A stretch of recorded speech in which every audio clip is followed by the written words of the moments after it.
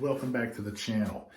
This first clip is the first comparison video that I'm going to do.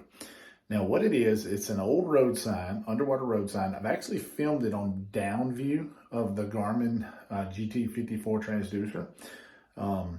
I'll include a clip of that in here also. And what I did was I went up there with the active target and I went up there with the LVS32. I think when the LVS34 comes out, this will be a little bit more fair battle, but here we go. Let's take a look at it.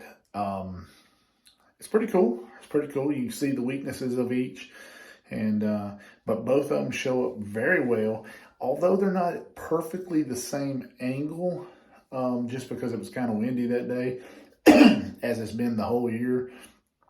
They're good enough. Now, we'll say this. The active target is on the trolling motor. The LVS32 is on the live scanner. A lot easier to keep stable with the Livescope on the live scanner than it is having the active target on the trolling motor. So if I had them both on the live scanner, which I will sooner or later when I get my Summit Outdoors mount in for it, I think it'll be a little bit better. But let's take a look at it, and I will put that picture in the comment. All right, here is the actual down view image I took off a GT54 transducer of the road sign. Very nice sign there. Now, I want to make this note very clear. I had the active target is on the trolling motor until my Summit Outdoors mount comes in.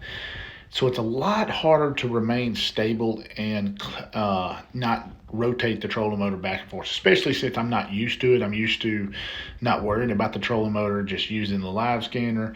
So it's a little bit harder, but I do notice, you know, it's a pretty good image. I do see the resemblance of a ghost tree. I do see that. When I look at the images, one thing that pops out to me is the screen's very clear, which I would expect it because of the crystals are arranged in a wider transducer than they are, say, in the LVS32.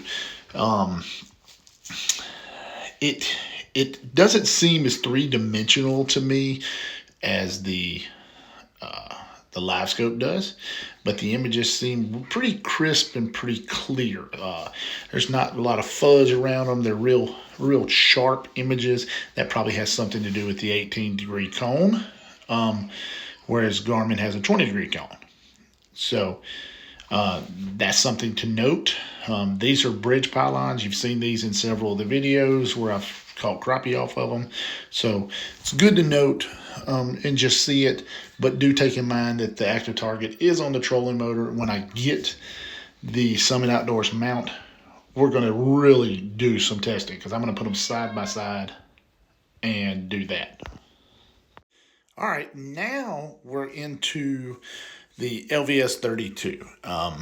I do notice that when I look at the bridge pylons a little bit, I see, because mostly I was able to stay more focused on the actual sign because I'm on the live scanner, being that I don't have to fight the trolling motor back and forth. I pretty much just hit spot lock and I sit there and focused on the sign. Now I will notice, you see how there's the sign is kind of blotchy.